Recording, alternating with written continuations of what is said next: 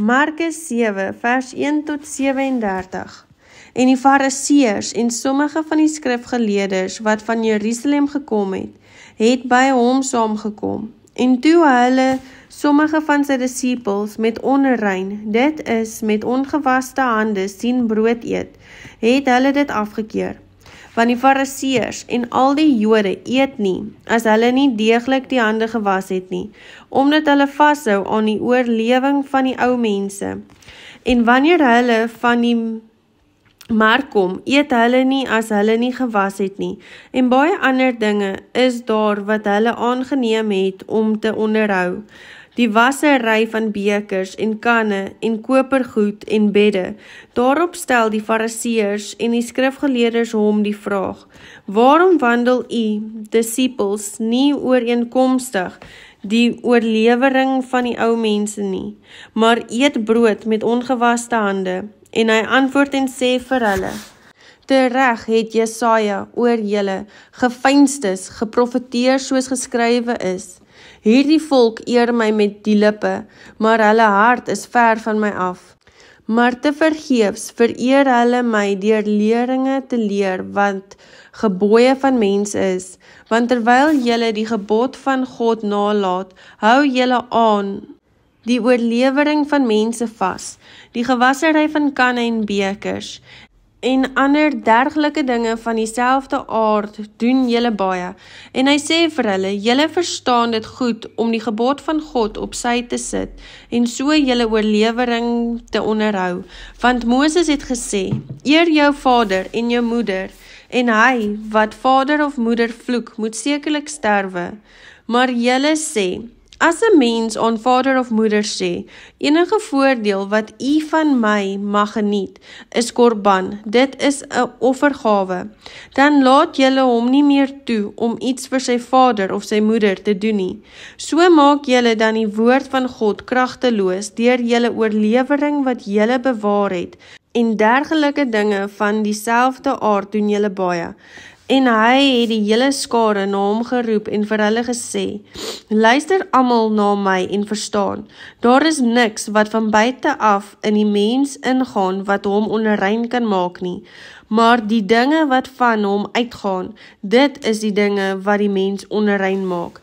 As iemand ore het om te hoor, laat hom hoor. En toe hy van die skare af in die huis gekom het, vra sy disippels hom oor die gelykenis. En hy sê vir hulle: is julle ook so sonder verstand? Begryp julle nie dat alles wat van buite af in die mens ingaan, hom nie onrein kan maak nie, omdat dit nie ingaan in sy hart nie, maar in die maag, en dit gaan in die heimlikheid uit, en maak al die voedsel rein. En hy sê: wat uit die mens uitgaan, dit maak die mens onrein. Want van binne, uit die hart van die mense kom die slegste gedagtes: egbreek, hoerery, moord, diewery, hebsug, boosheid, bedrog, losbandigheid, afguns, lastering, hoogmoed, dwaasheid. Al hierdie booshede kom van binne uit en maak die mens onrein.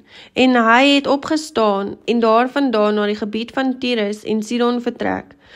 En toe hy in die huis gegaan het, wou hy nie dat iemand dit sou weet nie, maar hy kon nie verborge bly nie, want 'n vrou wie se dogtertjie 'n onreine gees gehad het van hom gehoor en gekom en voor sy voete neergeval. Sy was 'n Griekse vrou, 'n Syro-Fenisiese van geboorte, en sy het hom gevra om die duiwel uit haar dogter uit te dryf.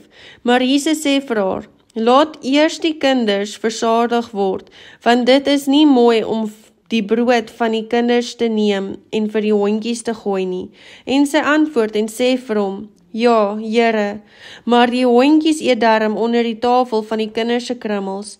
En hy sê vir haar: ter wille van hierdie woord kan jy gaan, die duiwel het uit jou dogter uitgevaar. En toe sy huis toe gaan, vind sy dat die duiwel uitgevaar het en dat haar dogter op die bed lê. En hy het weer uit die gebied van Tyrus en Sidon vertrek en na die see van Galilea gegaan, deur die gebied van Decapolis. Toe bring hulle na hom 'n dowe wat swaar praat en smeek hom om hom die hande op te lê. En hy neem hom op sy, weg van die skare en steek sy vinger in sy ore en spuug en raak sy tong aan. En nadat hy opgekyk het na die hemel, sug hy en sê aan hom, Ephata, dit is, gaan oop. En dadelik het sy ore oopgegaan en die band van sy tong losgeraak en hy het reg gepraat. En hy het hulle beveel om dit aan niemand te sê nie, maar hoe meer hy hulle dit beveel, hoe meer hulle dit verkondig. En hulle was uitermate versla en het gesê, hy het alles goed gedoen, die dowes laat hom hoor en die stommes praat.